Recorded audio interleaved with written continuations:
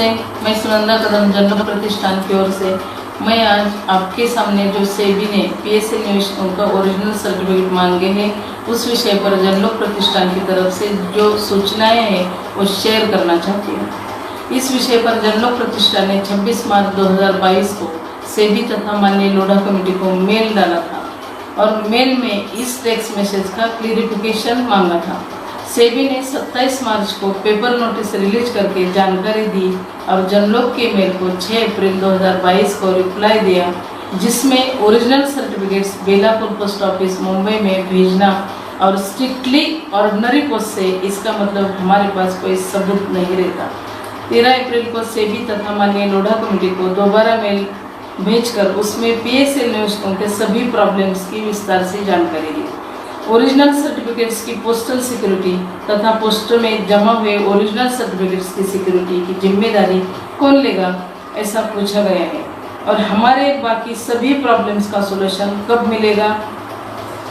वह मेल भेजने के बाद 15 अप्रैल को सेबी ने फिर से पब्लिक नोटिस जारी करते हुए पोस्टल एड्रेस चेंज करके रजिस्टर ईडी तथा स्पीड पोस्ट से मुंबई सेबी हेड ऑफिस में भेजने की सूचना जारी की।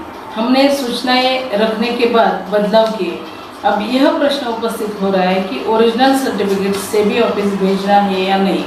महत्वपूर्ण मुद्दा यह है कि सेबी ने 15,000 तक के ओरिजिनल सर्टिफिकेट्स मांगे हैं।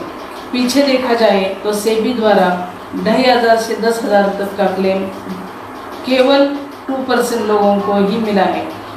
अगर 10,000 तक के क्लेम अभी तक पूरे नहीं दिए गए तो 15,000 तक के क्लेम के ओरिजिनल क्यों मांगे जा रहे हैं और 2,500, 5,000, 10,000 का निवेशकों को पेमेंट दिया गया है, उस टाइम ओरिजिनल क्यों मांगा नहीं। चेन्नई में भेजे गए ओरिजिनल सर्टिफिकेट्स के क्लेम अभी तक क्यों नहीं मिले। मेरे पास उसके लिए एक एग्जाम्पल है। 25 सर्टिफिकेट मेरे पास अभी है। सेबी की तरफ से 2,500 के ओरिजिनल सर्टिफिकेट चेन्नई में मांगे गए थे। बहुत सारे निवेशकों ने 2,500 के ओरिजिनल सर्टिफिकेट्स रजिस्टर ईडी और स्पीड पोस्ट से भेजे थे, लेकिन आज तक कई निवेशकों के पैसे नहीं मिले और यह क्लेम सेबी के पोर्टल पर चेक करने के बाद दिखाई नहीं दे रहे। मेरे पास अभी भी 25 सर्टिफिकेट का बंच है। उन्होंने रजिस्टर ईडी के साथ भेजे थे और ये पोस्टल का भी उनका इसके साथ एविडेंस है।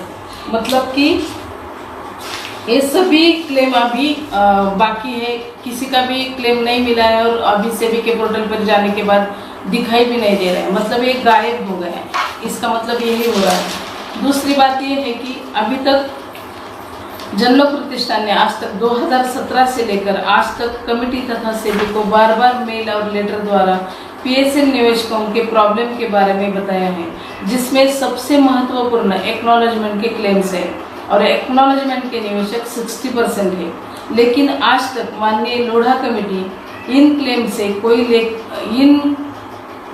लोढ़ा कमेटी ने इन क्लेम्स को लेकर कोई भी सॉल्यूशन नहीं निकाला है। किंतु ये बात जरूर कही है कि जिनके पास ओरिजिनल सर्टिफिकेट्स नहीं होंगे उन्हें पैसे नहीं मिलेंगे और आज सेबी तथा माननीय लोढ़ा कमेटी की ओर से पीएसएल निवेशकों को ओरिजिनल सर्टिफिकेट्स मांगे जा रहे हैं, लेकिन निवेशकों के इन सर्टिफिकेट्स की क्लेम अमाउंट कब और कैसे मिलेगी, इस विषय पर कोई जानकारी नहीं दी। इस विषय पर जनलोक प्रतिष्ठान की तरफ से सेबी तथा माननीय लोढ़ा कमेटी के पास ये मांग की है कि हर स्टेट में एक ऑफिस खोलकर एक हाथ में ओरिजिनल सर्टिफिकेट ले लो और दूसरे हाथ में डिमांड ड्राफ्ट दे दो। इस सभी प्रॉब्लम्स पर चर्चा करने के लिए जनलोक प्रतिष्ठान ने लोढ़ा कमेटी के साथ फेस टू फेस मीटिंग भी मांगी है, लेकिन अभी तक मीटिंग के लिए रिप्लाई नहीं आया। जनलोक प्रतिष्ठान की ओर से यह सूचना दी जाती है कि पीएसएल के पास निवेशकों के ओरिजिनल सर्टिफिकेट्स जमा किए हैं, उस पर माननीय लोढ़ा कमेटी द्वारा आज तक कोई विचार नहीं किया गया।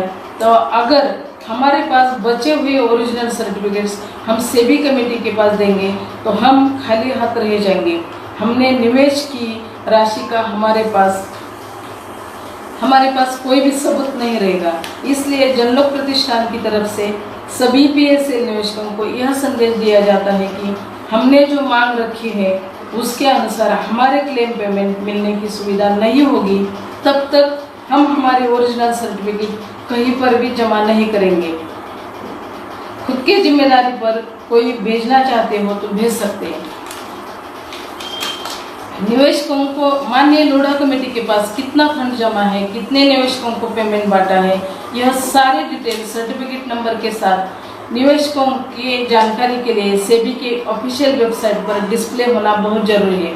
निवेशकों के बहुत प्रॉब्लम्स हैं जिनके डिस्कशन के लिए माननीय लोढ़ा कमेटी के साथ फेस टू फेस मीटिंग होना बहुत जरूरी है।